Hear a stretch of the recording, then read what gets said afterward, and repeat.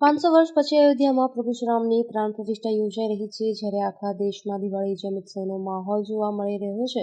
ભારતના દેશના વિવિધ શહેરો તેમજ ગામડાઓ પ્રભુ શ્રીરામની પ્રાણ પ્રતિષ્ઠાને લઈ અલગ અલગ પ્રકારના કાર્યક્રમ યોજવામાં આવી રહ્યા છે. શહેરોમાં દરેક સોસાયટીઓમાં અને ગામડાઓ પ્રભુ શ્રીરામજીની ભવ્ય શોભાયાત્રા નીકાળવામાં આવી રહી છે અને દરેક જગ્યાએ પ્રસાદી સ્વરૂપે જમણવારનું આયોજન પણ કરવામાં આવી રહ્યું છે. આવો માહોલ ભારતના ઇતિહાસમાં પ્રથમવાર જોવા મળી રહ્યો છે, જ્યારે આખા દેશમાં હર્ષ અને ઉલ્લાસનો માહોલ જોવા મળી રહ્યો છે. જ્યારે ધાનેરા તાલુકાના રામપુરા ગામે પણ રાત્રે ભજનનો અને સવારે પ્રભુ શ્રીરામની ભવ્ય શોભાયાત્રા તેમજ આરતી કરવામાં આવી હતી.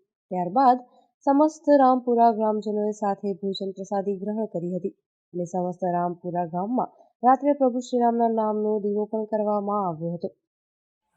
આપણા 500 વર્ષ જૂની વાતને લઈને રાષ્ટ્રીય સ્વયં સંઘે આજે આપણું કામ પૂર્ણ કર્યું છે અયોધ્યાના મંદિરનું, અને આજે રથયાત્રાનું કામ ગ્રામજનોએ જે યુવાનોએ સાથ સહકાર આપ્યો એનો ખૂબ ખૂબ આભાર માનું છું.